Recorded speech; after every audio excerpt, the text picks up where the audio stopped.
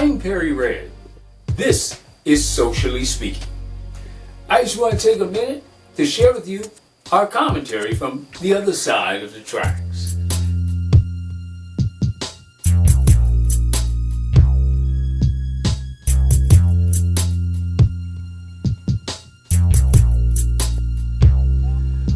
So I am watching on the news, Albert Pike statue in D.C. being burned as protesters pulled it down. I'm watching WRC and they're covering it live. It's really an amazing time in history. And I want to say that for anyone witnessing what's happening, you're hearing Barbara Patterson, our content producer. She's witnessing it as well. And it's really an amazing time in history. And I just want to say, you've got to appreciate the moment. Juneteenth has been celebrated for, over a century in this country. And there are some folks who don't know about it, black and white. Your so-called president, he's an idiot, and he made his idiocy known when he said, he made Juneteenth famous. And if he takes pride in that, it is to say that by his resistance to the breaking of the bonds of slavery, we owe to him, then that tells you who your leader is, your so-called leader. And I'm looking forward to November's election and America making a greater statement than this moment in history. And this is a big moment in history. Juneteenth, the freeing of the slaves of America, it's more than just black history. It's American history. And I'm really pleased and surprised. I admit I'm surprised that America is embracing it. And it is due season. Now, I want you to know that some people in this country, they want to think on how white America is receiving this moment. And I will say this, that America, it appears to me, that white America is appreciating the moment. It is just the moment. You see, this is not new. And I've got to stress this to you. You see, I want to thank the young people of this country for standing up and saying enough is enough.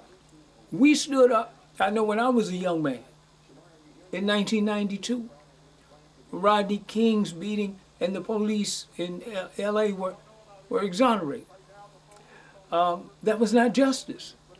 And we raised our voice in some ways not peaceful. I have no apologies for that. You see, America only responds to crisis when people are being hurt, harmed, and maimed and killed.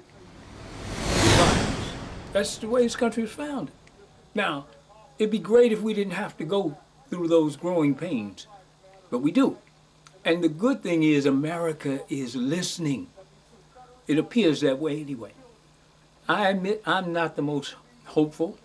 I am not the most optimistic about the outcome or the result of this movement, this time in history, this period, but I do want to say thank you, young people.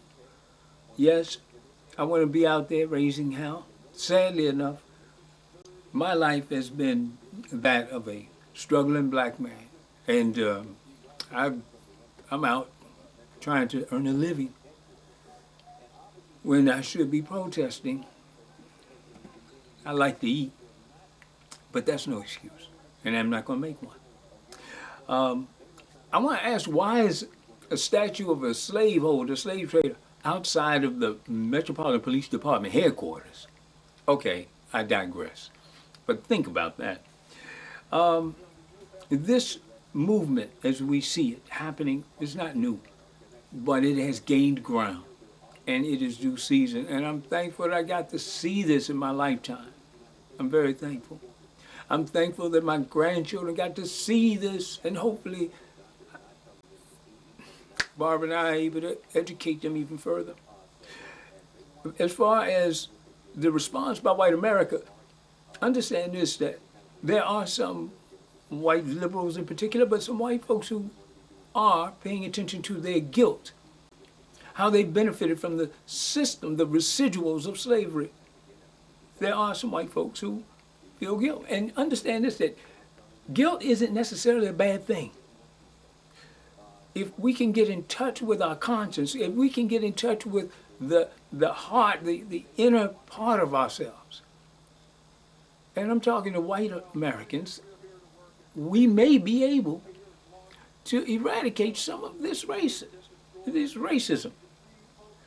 The only way racism continues to perpetuate itself is because racists make more racists, just like social change activists make more social change activists. Ask yourself this: why would I find myself more superior than another person? There's some weakness within me if that is the case. But I'm not going to psychoanalyze this. I will say this, that it is a moment, and I want you to appreciate the moment. I want you to understand that it looks somewhat manufactured, like the Arab Spring, and I wrote a song about it called Strange Revolution. Well, here's a revolution and it ain't strange. I am pleased that this particular revolution has folks joining it. It's a bandwagon moment. And sometimes you need a bandwagon moment. And I'm glad we're having this bandwagon moment. All aboard? Come on, join it. Join it, it's due season. You see, we've been waiting for America to get on the right side of history. Liberals, as well as progressives, conservatives, as well as libertarians, get on the right side of history. Here is your chance. You know, I've watched the signage all over the place, and our content producer made a point to me that it's kind of like the Passover, and that questions the sincerity, whether white folks are genuine in their jumping on the bandwagon. When they put the Black Lives Matter sign in front of their houses. I'm talking to white folks. Are you genuine? Do you really mean it? Or is it a sign like the Passover? That we give you a pass as long as you got Black Lives Matter plastered on your chest. Ask yourself, is your joining the movement, supporting the movement, or not opposing the movement? Is it more than just a moment? Are you sincere? Are you genuine? Well, whatever the case may be, I'll say this. There's some folks who are still resisting it, besides your so-called president. The racists are resisting this. Big time. Conservatives, some, are resisting it. The wave is here. America knows this has been an injustice. And when black folks get the benefit of America's promise, all people in this country get the benefit of America's promises. And that includes the LGBTQ community, it includes the Latinos of this country, it includes the immigrants, it includes the Asian community in this country, it includes the Native people of this country. Because American slavery was much more harmful to the Negro than so many other offensive acts upon peoples of color in this country. And that's why the benefit, that's why the movement, that's why the argument, that's why the cry is so significant in this country. Whether it was the civil rights movement of the period from the 40s to the 60s, if it was post-Reconstruction, if it was the Renaissance period, whenever, it was important. And I want you to appreciate this moment, because I have to admit, it's unlike any other. Listen, Trump leads the resistance. You can oppose the resistance by voting in November. Not only am I going to vote, I'm on the ballot. But that's here in D.C. If you are watching Socially Speaking, if you're listening to Socially Speaking, we implore you to vote. We want you to appreciate the moment. Show your appreciation by voting, and voting for those who care about humanity. That's what this is. That's what this is about. Juneteenth shouldn't be co-opted like MLK Day was. I want you to remember this. Juneteenth, from here on out, will not be a day of service. Damn, they got free labor out of us during slavery. You know, like they did MLK Day. Juneteenth is a celebration of black culture, freedom, liberty, the Constitution, the promise of this country.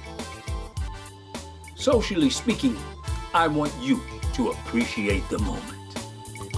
You might not, well, I might not, ever see it again. The Other Side. And that was a Socially Speaking commentary by Perry Red from The Other Side of the Track. The Other Side.